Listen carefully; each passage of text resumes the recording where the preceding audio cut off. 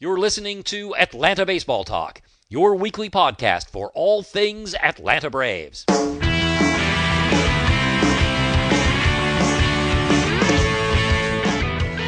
Welcome to show number 320. Today is Tuesday, November 10th, 2015, and my name is Steve. I'm joined by both Hammy and Kurt tonight. And guys, in tonight's show, we'll discuss another award for Andrelton, the traffic situation shaping up for the new stadium, and the untimely passing of Tommy Hanson. So, folks, full disclosure, we recorded a bunch of this show that you're about to hear Sunday night until it was rudely interrupted by a power outage at my house. So the order's going to be a little goofy, and we will get to Tommy Hanson later in the show. But first, guys, news from the Puerto Rican Winter Leagues is that Hector Olivera has been playing in left field exclusively, getting personal instruction from third base coach Bo Porter. Yeah, and Buster Olney tweeted this week that Olivera's move to left is permanent. Neither the beat writers has come right out and said that, but they've certainly come close to saying it.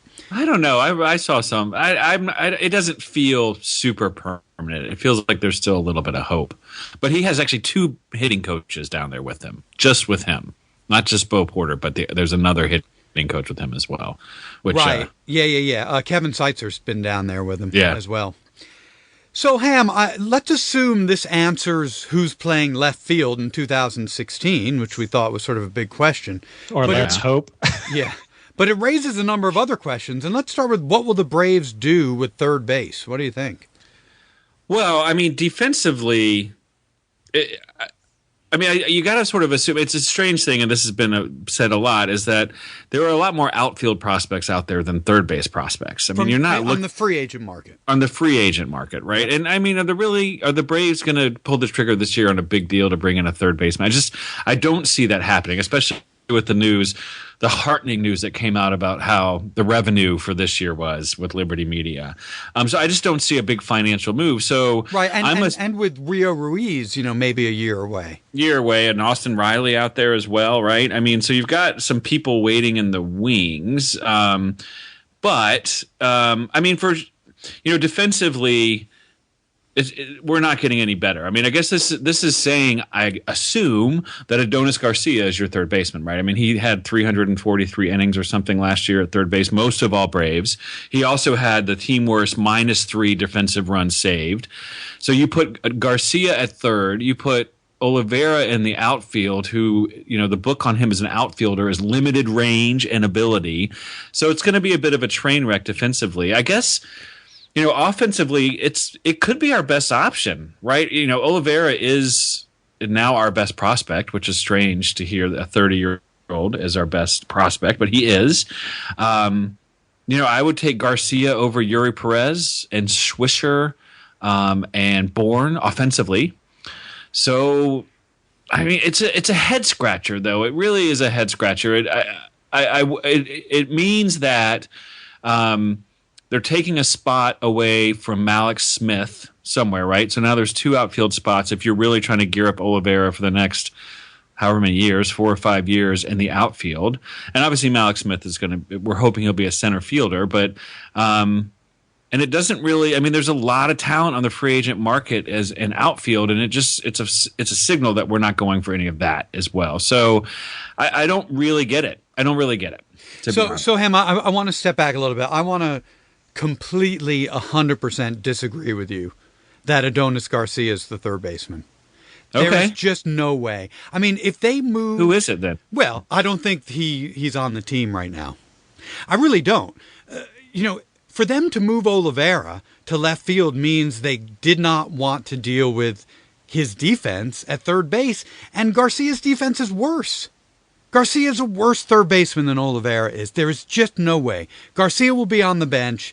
They have got to be planning to bring in some veteran on a David Freese, Juan Uribe. Exactly. Juan Uribe is the guy I wrote down. Is that a Juan Uribe type is coming in to play third base. I mean, Kurt, we were going to talk about the offense as well, right? So let's get into that now. I mean, left field was one of the two places, we'll throw catcher in there as well, left field was one of the two places where they were going to be able to upgrade the woeful offense.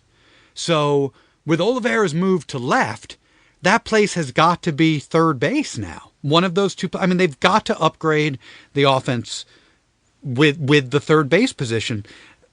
And you know, Garcia's not going to be the answer there either. I mean, Kurt, how do you see third base playing? My shot in the dark right now is that Garcia is our starting third baseman on opening day next year. Did we just putting it out there? Shot in the dark? Yeah, we are now.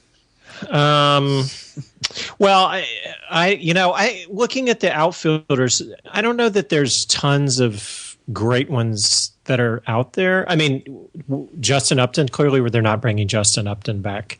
Alex Gordon is kind of a light hitting guy, right? I mean, I know he hit a home run. He's going to get a ton of money. Yeah, I mean, he's already getting paid almost $14 million this year. Colby Rasmus, almost $15 million a year. I mean, even a guy like Marlon Byrd is making $9 million. So, I mean, they're clearly not getting Cespedes. That's a pipe dream.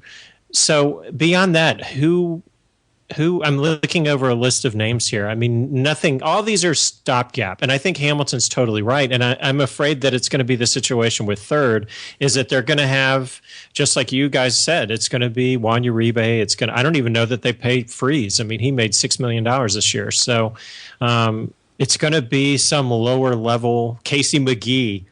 Somebody like that's out there that they're just going to come throw in there for a couple of years, or maybe a 1-year deal with another year of an option, and hope that Ruiz is ready to go by 2017, and then this guy can serve as a backup. And then if Ruiz doesn't work out, that Riley is a year or two behind that. I think that's totally where they're going. That's a cheap spot that they have to fill with two of their higher prospects. I know Ruiz has dropped a little, but I mean, Austin Riley is their number 5 overall prospect, even if he is just in Danville or wherever he is. So I don't know that they're going to have much of an upgrade at all. And the worry about Adonis Garcia is that it's a mirage. You know, I mean, that there's no way that can carry over 162 games or however many he might play on a full season. So they've got to at least have somebody that can spell and be in there to platoon, something along those lines. I mean, I wouldn't be shocked if Uribe and Kelly Johnson are both back on this team next year. And it also, I wonder what they're going to do with Bourne, or what they're going to do with Swisher. Or yeah, I mean, the outfield's set now. It's Olivera. Maben. I mean, don't you think that maybe Maben is now much more tradable? Except that he's not that tradable. Is the thing as far as the market's concerned. I mean, his second half was pretty bad. I do not think I don't think anyone's going to trade for Maben. No, maybe he's a throw-in. He's making $9 million he's next a throw-in year. on that deal. Well, maybe I meant expendable. Well, he's certainly more expendable now, but he's going to be the starting center fielder. It's going to be Markakis, Maben, Olivera. Seriously, Hammy, if Garcia's the starting third baseman on day 1 next year, I'm going to be so disheartened and disappointed. It cannot be. We cannot go through another bargain basement year like we had this year. I mean, we're going to. The front office came out and said they weren't going to do that. They will not. They will not be embarrassed and have the kind of year that they had last year. And to me, having your starting third baseman be Adonis Garcia is doing exactly that. Well, is Juan Uribe any better? Yes, 100 times yes. And there's no way with Ruiz and with Riley in their system that they are going out and dumping a ton of money on a third baseman on a long-term contract. Yeah. I mean, I agree, but there's just got to be a decent veteran out there at least that's better than Garcia. They're out there. That's the long-term play, though, is get Olivera ready in two or three seasons when Ruiz is ready to come up. And so, and you've got, then you've got two of your high prospects, with obvious slots. I mean, Steve, I just don't buy it. I think that why do it? Why? What do you get from that? Why go out and spend on anybody for next year? To be more competitive. But you're not going to be. Your team is bad from top to bottom. I mean, I'm sorry. I know I'm sort of bought into this narrative. Why invest next year? Why do that? I mean, Nobody's coming. Because they don't want to be disastrously bad in their last season as they're trying to sell season tickets for the new stadium. They just don't want to do that. It's bad business to do it. I think. Yeah. But couldn't they sell the promise? Sell the promise of Rio Ruiz in the minor leagues? Well, sell the promise that they're going to spend a lot more money, that maybe if they don't see anything out of the catching position, if they don't see anything out of the second base position, center field position, I mean, I guess we're going to deal with Malik Smith there, but that they come in and say, okay, well, we're going to upgrade these and we're going to add a top of the rotation pitcher and we're going to bring in 3 or 4 big name pieces to close out this bullpen, blah, blah, blah, blah, blah. And that's what's coming next year. So have faith once we get into the new building that this will be a complete team. This is just the last year you're going to have to deal with this, and Turner Field to boot. Yeah, I just think that unless Capalella is a guest in the TV booth twice a week, every week for the entire season, that message will get lost. I just don't think the average fan is going to pick up on that, remember it, believe it. You know what I mean? There are so many people at work who know that I do the podcast, right? And so they want to talk to me about the Braves all the time. But this isn't your job. and there's so much like, what's going on with the Braves, man? Why are they so bad? Like, not even really aware there's a rebuilding going on or that they're sort of building for the future. I mean, and these are people that, go to a couple games a year. So I think the promise of spending more in the future is not going to really help ticket sales. I think it's going to be about results on the field next year.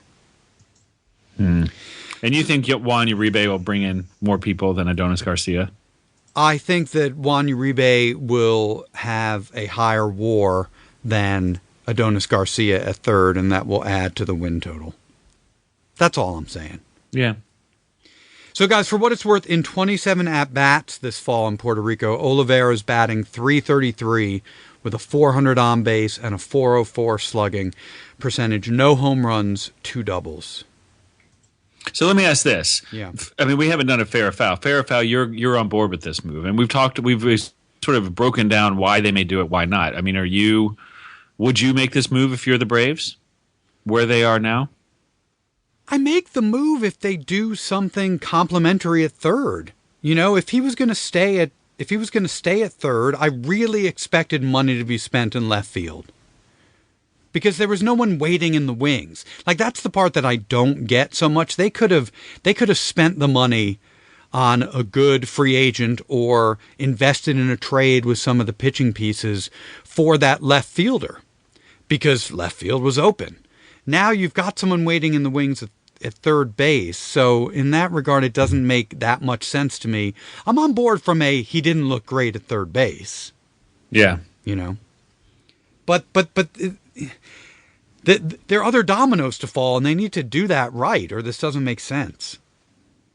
I think it's a total long-term play. I mean, I said that. What about you, Curtis? You do this move? Yeah. I mean, I think that they can do a cheaper stopgap for third than maybe they could in left. But I think it's a short-term either way. I think that they've got these two guys, and this is the way the Braves are going to play this out. I mean, I think we're delusional if we think that the Braves are already going to start spending $150 million when they move into the new stadium. They built the other reason that they built up all this farm system and all these top prospects is they hope that they have a cheap source of talent that they don't have to pay a lot of money to. I mean, for one, that story that came out that the attendance was way down, but that their revenue was up. Their margins were up. Yeah, that's a disturbing story to me, because that shows that Liberty Media just found out that they can make money by fielding a crap team, and at some point maybe that's where they decide to go with it. It's the danger of having a corporation run your team without a heart. Yep. All right, so, boys, Lucas Sims has been impressing in the Arizona Fall League. Over 11 innings, he posted a .245 ERA, 3 walks to 11 strikeouts, a whip of one even, including 6 scoreless innings over his last 2 outings. He was also the starter for the West for the AFL All-Star team this past Saturday night, where he gave up 2 earned over 2 innings. So, Ham, how does this jump forward from Sims? Because we weren't really talking about Sims as one of the pieces. How does this change the landscape this off-season or in the spring? I don't know. I don't. It doesn't feel like he's super ready, but it's nice to know. I mean, it's nice to know. I'll say that. It's nice to know. It's nice for him to, after all this sort of imported talent pushed him down in the prospect ranks, for him to fight back, especially after that, weird bus crash this year, to sort of push himself back into the conversation. It's very exciting. To think that I heard that he topped 98 this fall. And obviously there's sort of longer stretches in between games, but that's exciting. The book on him, amazing curve, amazing changeup. So, it seems like he's got all the tools. It doesn't feel like it feels like he still needs a little bit more consistency. Over his career, he's been a second half pitcher. And so I guess I will get excited when it comes around. He has he's back this spring. He has a good season next year that I think that he's really a major league prospect. So, I'm excited by it, but it's tempered excitement. I don't think he changes. I don't think he jumps into the contenders for a starting rotation next year. Yeah, I don't think so either. I think the good in it is he got some national pub, Baseball America's, prospect list for the Braves. He broke into the top 10. I think that he potentially becomes a good, trade piece as we start building the team, given that he's probably a year or 2 away from the starting rotation here. I just, that visibility that he got can only help the Braves. Absolutely. As they sort of move forward with moves. And I was just watching some of the YouTube clips on him. When his pitches are on, they're nasty. His curveball is nasty. Yeah, great curve. Great curve. And so is the changeup on his fastball. Yeah, he does. Yeah. And he's getting faster year to year, which is what you want, right? He's picking up velocity as he gets older. So, I think there's also, it'd be great in 2 years if he was, could keep it together and be on the staff. Yeah. Kurt, anything to add there? Well, yeah. He kind of had fallen off the radar a little because he had a great year back in 2013 in low A, went 12-4, and then it's kind of struggled since then. So, this is one of those guys. I just kind of talked about the glut of talent that they have now. And the key, which we have sort of talked about on the show throughout the course of the season, is if and when they start trading some of these pieces, that they've got it figured out which are the ones to trade. And you would hate, you would hate if they, like you mentioned, if Lucas Sims becomes a trade piece and, he becomes Adam Wainwright for some other team. So, why do you always have to bring up Wainwright? Yeah, because it's just part of the whole fabric of being a Braves fan. It is. So, I don't want him to turn it around and then see him flourish for somebody else. So I'm excited that we have another pitching prospect and a really good pitching prospect, and I'm hoping that we get to see it come throughout our entire system and not for somebody else. Yeah, and a local talent. Yep, that's right. All right, guys, some other news and notes. So Andrelton Simmons won his 3rd consecutive Fielding Bible Award, marking him as the best shortstop in the majors. It is for the entire majors, not just the National League. So, Kurt, we know we have the best shortstop in the game. Do you think his offense will ever become more of an asset? It's tough to say. He did pick it up this year. Ended up with a 265 average, which based on last year was better. And, we've seen some power numbers out of him. It just seems like he's not a very disciplined hitter. He's still will at times swing himself into the ground. And so it's just tough to see. He's not obviously a very patient hitter, doesn't take a bunch of walks. So, although his walks were up this year even. Yeah. So I don't think so. I just don't see that he's ever more than sort of a light hitting middle infielder. What would be our expectation as far as being a productive offensive player? 285, 290 with 15 homers type of thing? Is that what we're thinking? Well, that would be amazing, certainly. That's never happening, though. I mean, it's really all about hanging our hats on Kevin Seitzer, right? Reports were that he really liked what he heard from Seitzer and got along with him well. His numbers were up this year. Maybe another year of Seitzer and being able to really work more once he's, knowing the things he knows now, being able to work them throughout spring training. He makes another jump. But, Ham, I'm with you. It seems unlikely, but God, for him to become an offensive force as well as the defensive force that he is would just be unbelievable. Well, just a consistent contributor, even more than a force. I mean, yeah. And you look at those. I mean, you look at his stats. I mean, the thing is, you don't really see any kind of indicator or trend or something to show that that, like Kurt said, it's a guessing game. It feels like a coin toss. What you're going to get from him at the plate. I mean, you said that Curtis, actually, his best homer season, he had 17 in 2013, his first full season, but he only had 4 last year. So I think, and 7 the year before that. So he sort of dropped off a cliff power-wise. So I feel like his power is gone. I mean, his walks went up last year, but not by a lot, and he still had more walks in 2013. So it's not like he's on this trend to get better at the plates. And the strikeouts is the same thing. I mean, they went down a little bit last year, but not by a ton. And his average was up. But he, it wasn't. I mean, he had, he played 50 games or 49 games his first year. He had a higher average. There's no stat to say, he's figured it out, right? And so that's the thing is, there's nothing to hang your hat on, like you said. I imagine for him, I'm expecting a slash sign of like 250, 300, 350. I think that's what we're going to get over the course of a career, maybe a little bit higher average. But I think his offensive WAR is going to be less than 1. I mean, I think that's what you're going to get from Andrelton, and I love him. He's one of my favorite Braves. I mean, I think he makes up for it. He's still going to have a 3 or 4 WAR just because of his defense. Yeah.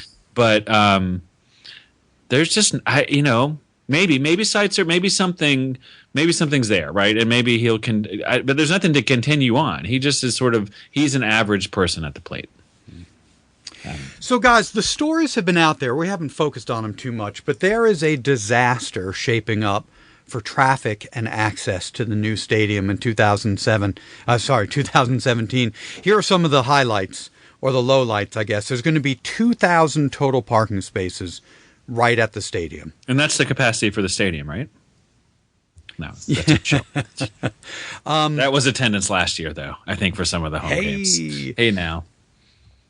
There's a bus stop across 285. For those of you who don't live in Atlanta, 285 is one of the major highways that crosses over I-75, one of the major highways, all right where the new stadium is going to be.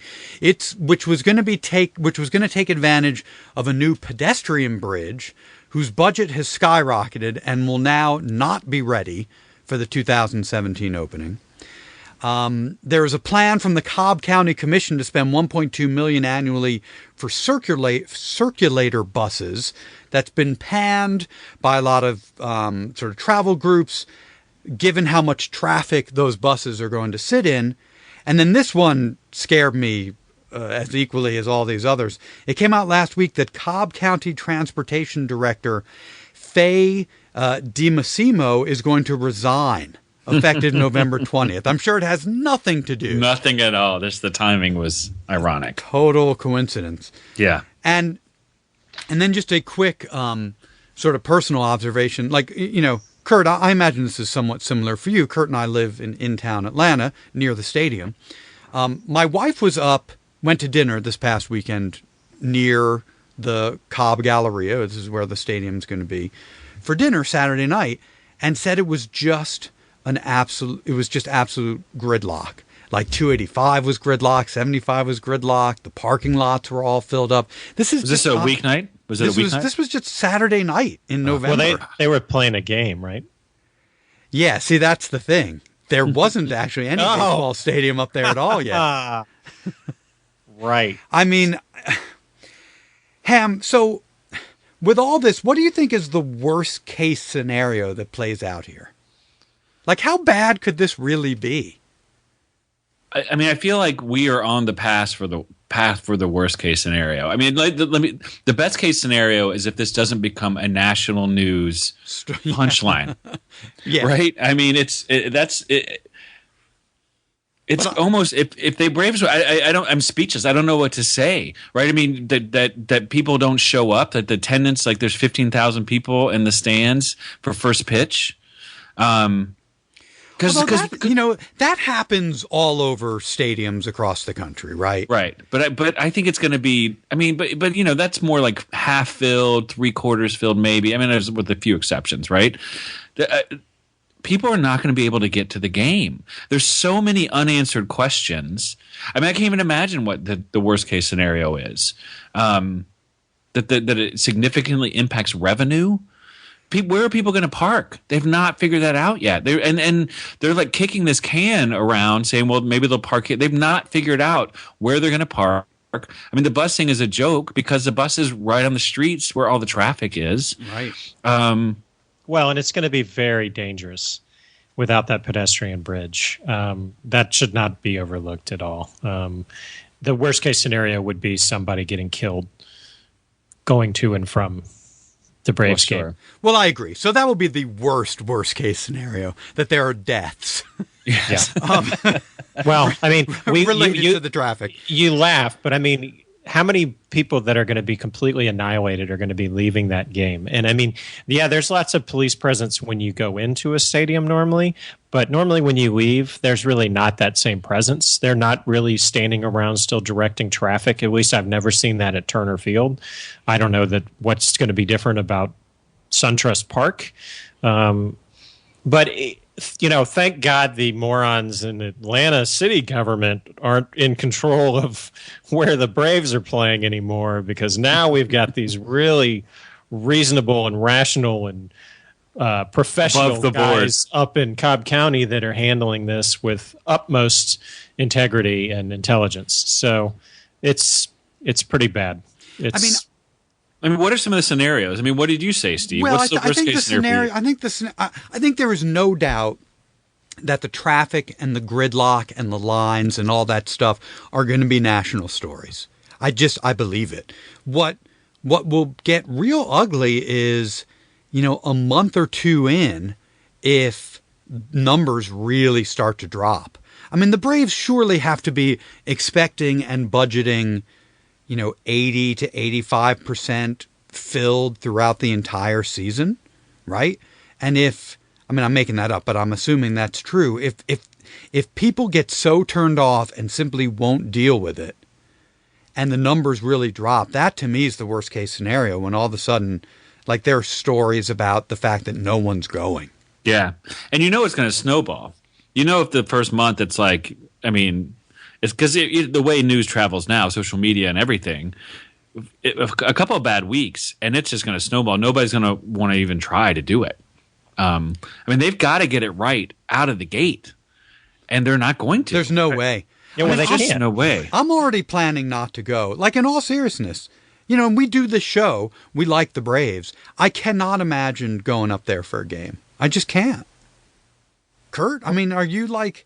Well, I work up on the 85 side for those who live in Atlanta or don't. There's two major highways. The 285 is like the perimeter that circles Atlanta. Sorry to go through this for people that don't live in Atlanta, don't really know. 75 is on one side of the perimeter. 85 is on the other. So 75 is where the new stadium will be. I work over on the 485 side, which is the east side.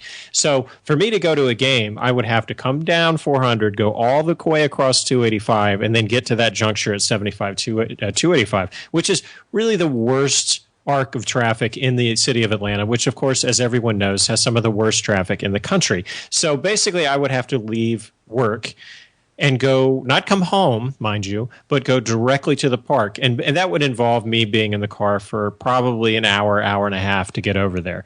Doesn't sound appealing to me at all. And you'd be traveling like 12, 15 miles tops, right? Totally. Yep.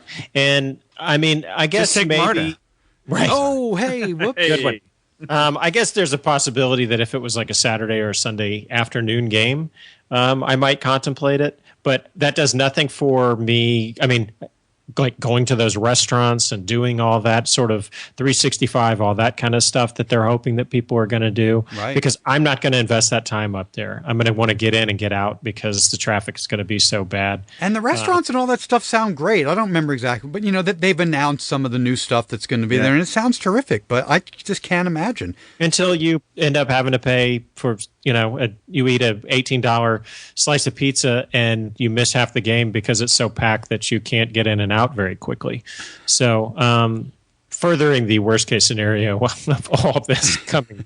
I mean, I will say the Patriots place at Gillette is sort of what Atlanta's envisioning. There's tons of bars, tons of restaurants, and actually it's moderately priced and it's not that bad. So I mean, I don't think that's going to be a complete clown show. I just think getting there, like, people aren't going to have time, because even at 2:00 on a weekday, the traffic is horrible. Yeah. Right? I mean, there's just no time when there's not bad traffic. So I don't think people are going to make that journey. Let me ask you guys this. Well, so real quick, don't they have really sophisticated and designated public transportation to get to and from that location? They have commuter rail. They have. It's a little bit better. Yeah.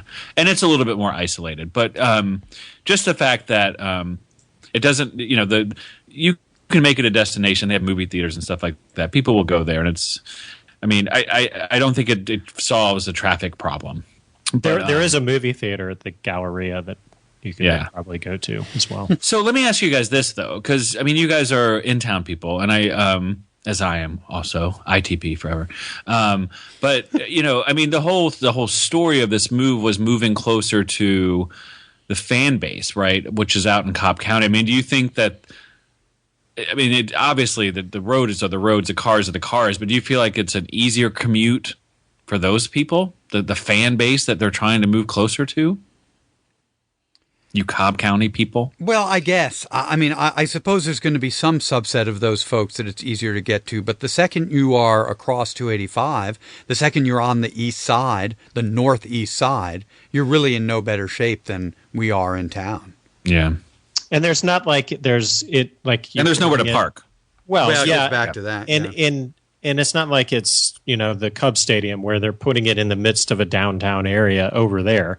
There's all those people that live in Cobb County don't live right in the junctions of two of the most busiest highways in the city. They live out in suburban areas around that area. So you're not going to be alleviating any car traffic, I guess is my longer point, by putting the stadium there. All those people are not going to be walking all of a sudden to SunTrust Park. They're still going to have to get in their cars and drive to the stadium.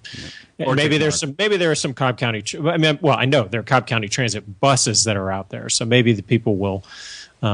Maybe they'll have park and rides somewhere out there where people can do some of that. I don't know how much of the traffic that's going to alleviate, but I guess there is one aspect that might help.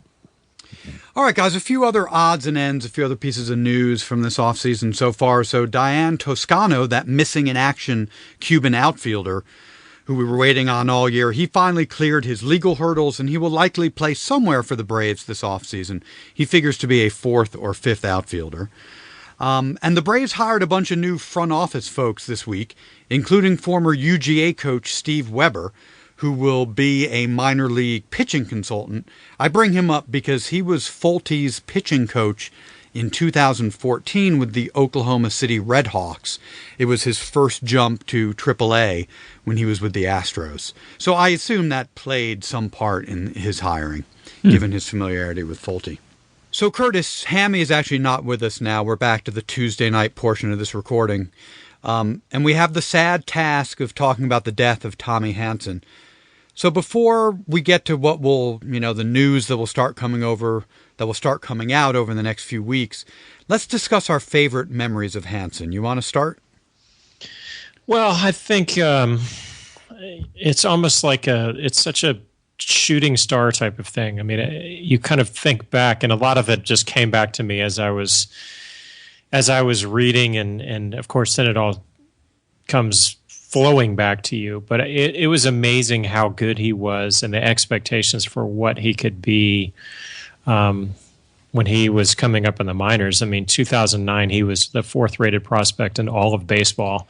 And the top-rated pitching prospect in all of baseball. Yeah, and that's a guy that was drafted in the 22nd round. So pretty amazing that he could get to that point, and that the Braves found such a hidden gem. And it had totally slipped my mind that his place as that talent was the reason that the Braves did not re-sign or released Tom Glavine on his final attempt to play one more season for the team. Right. And it was that kind of sloppy situation. And I remember us talking about like when they were going to bring Hanson up, and we were debating about if we wanted them to wait until June so he wouldn't start vesting, or if we wanted him to be brought up immediately. And they did wait until June, and all he did was be as brilliant as we could expect, and then that carried over. So yeah, and you remember that whole delay. So that, they decide to bring someone up, and they bring up Medlin, right, who none of us had really paid that much attention to or heard that much about. And they bring him up, and they're best friends, right? There's that whole thing. And, everyone's angry because clearly they're doing this about his arbitration clock, but obviously they don't acknowledge it. But yeah, so a month later or whatever, Hanson comes up and has just an amazing 2009. Yeah, and finished in the Rookie of the Year votes ahead of Andrew McCutchen. Finished 3rd. But I guess probably the brightest memory I have is that first half that he and JJ had in 2011, and we were convinced that he should start the All-Star game that year. Yeah. And then he didn't even make the team, and JJ did. But they were both so good, and I think we were both so excited about how the rotation had been constructed and what we looked forward to. And frankly, that was like the end of it. It was that All-Star game. JJ was never really the same. Hanson all of a sudden developed shoulder problems and was never the same. And it's amazing how fleeting it is. I mean, you think about a guy like Steve Avery, whose career was shut short by a shoulder, or, there's so many other pitchers that it comes and goes very quickly. A lot of these guys, I mean, Mike Minor, who knows what his situation is, if he'll ever pitch, at least for the Braves, or ever again. So it's an amazing thing to think about, that you could be so good and it could all go away career-wise so quickly. But, man, he was so good for that one stretch. And just think about over the last 10 years, and of course this is pre-Hayward anticipation. I mean, this was the number one pitching prospect. He was the MVP of the Arizona Fall League the season before. I mean, it didn't get any bigger than that in Braves country. And we were just chomping at the bit for Hanson to come up. I mean, you remember, I look back, I couldn't quite remember, but I look back at what the opening day starting 5 in 2009 was. It was Lowe, KK, Jurgens, Javi Vasquez, and Jorge Campillo. We desperately needed Tommy Hanson up here. And it was so exciting. I mean, again, minus Hayward, I can't think of anything so exciting prospect-wise that we've had in the last 10 years than Tommy Hanson. Yeah. Well, in that Arizona Fall League, that's an offensive-minded league, and he had like a .59 ERA that year in Arizona. So, I mean, yeah, he was everything he was billed to be. Yeah. And his 4th and 5th start in 2009, I remember they were both at home. It was the Yankees, then the Red Sox. And he pitched shutout ball against the Yankees. They weren't super long starts. It was like 5 1/3 or something. And then 1-run ball against the Red Sox. Struck out a bunch of guys. I mean, he walked some folks. It wasn't the prettiest thing, but we had, this rookie phenom shutting down the Yankees and the Red Sox. The sky was the limit. It was so exciting and such a sort of moribund time for the Braves. I mean, it was the future. Tommy Hanson was the future for us. Yeah, and I think he had a 14 strikeout start against Houston. Yeah, it's just it's really kind of hard to get your head around. We were kind of talking about this today. That he of course his career got off track, and they ended up trading him to Anaheim. And I remember we were excited that we could get anything for him out of Anaheim. Right, we got Jordan Walden, I believe. Yep, yeah. Got Jordan Walden, and you kind of now, I mean, it's cliche, and which is exactly what I said to you today, to kind of think of the human side of this, and that how it's much more important than the game, but it really is. And I mean, at the time, you're kind of looking at these guys as commodities, like, oh, well, let's shift that piece off and see what we can do to help ourselves. And obviously, his shoulder was gone, and he never was the same pitcher again. But you think about the people in Anaheim seeing Walden pitch really well here, and what he was doing there, and I'm sure they were very disgruntled the fact that they had gotten the wrong end of that deal. But I didn't know till today that he lost a stepbrother when he was pitching for the Angels that was very close to him, and so he had to leave that team several times under bereavement. So it's really tragic that happened so shortly, such a short time ago, and now this has happened to him as well. I mean, it's so devastating for his family. My God, it's really awful. And so on that note, Kurt, me, you, and Hammy, we were all texting today with each other, hoping that it's not drug-related. Just don't let it be an overdose. At the end of the day, he's still gone, and nothing's going to change that. But I just don't want it to be a drug overdose. It will taint everything. People will be like, "Oh, this was avoidable," and of course it's true if it was. But it will just taint his memory to some degree.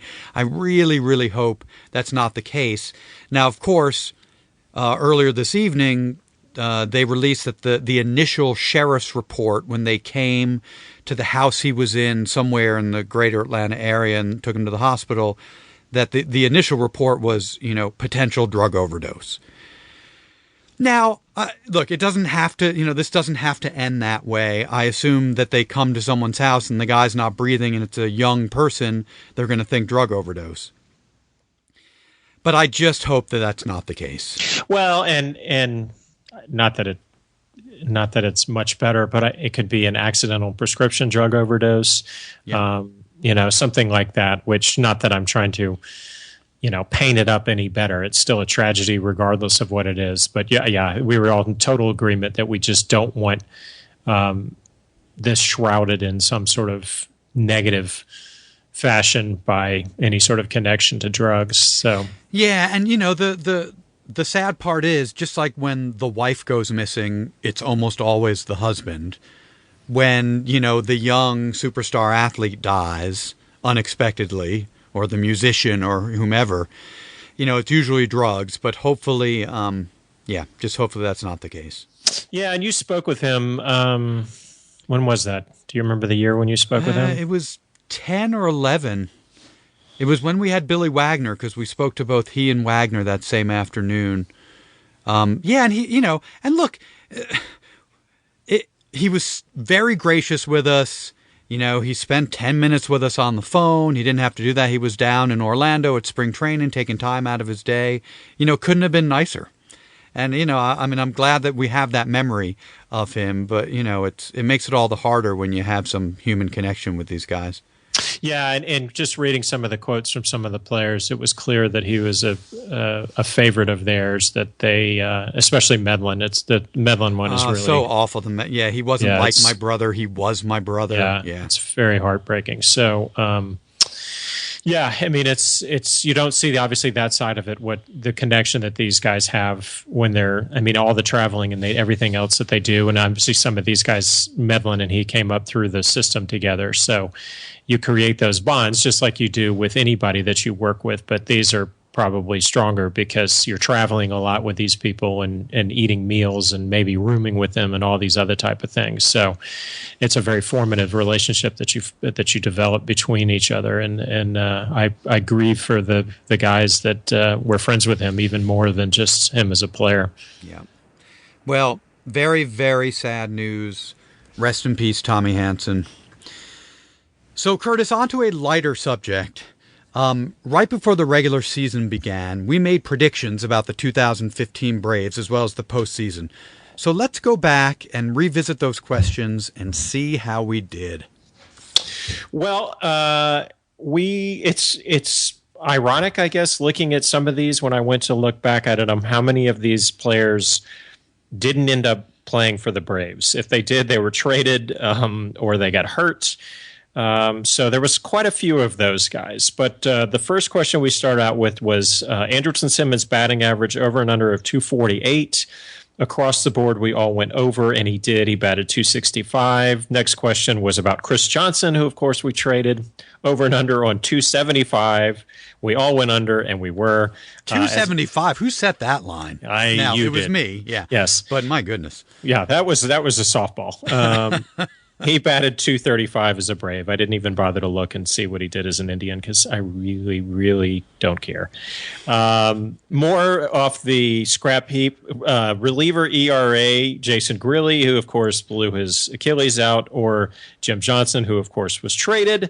Again, I only looked at Braves numbers here. You picked Grilli. Ham and I went with Johnson. Johnson had the better ERA as a Brave, 225 to Grilli's 294. Amazing, by the way, just looking back at those two guys, that those guys both had sub-3 ERA and did what they did. Because it could have been an absolute train wreck from day one because they had been bad. Yeah, that's true. It's really amazing. And just a couple of really shrewd moves by the front office to bring in those guys on 1 year, whatever. I guess Grilli's got a 2-year deal. Did Johnson have a 2-year deal? I think Johnson was a 1-year deal. So, yeah, and then you were able to turn him around and get Olivera out of it. Hopefully that, fingers crossed, turns out well. So next question was starting pitcher who would have the lowest ERA. I went with Alex Wood. Again, I only went with his Braves ERA, which was 3.54. Ham picked Tehran. And Steve, extra points to you. You picked Shelby Miller and offhandedly nailed his ERA to the point. You said that you figured he would serve up something like a 3.02 ERA. He had a 3.02 ERA. So, God, I'm amazing. Really amazing. Go back in time and go to Vegas. A lot of money down on something. Another ex-Brave. The next question, over and under on Melvin starts. We went under. Ham, for some reason, went over. What was the line? 70. Well, remember, when the season started, he was going to be the starting center fielder, and we figured they would have to, at least for the first month or two, start him to see if they could get anything out of him.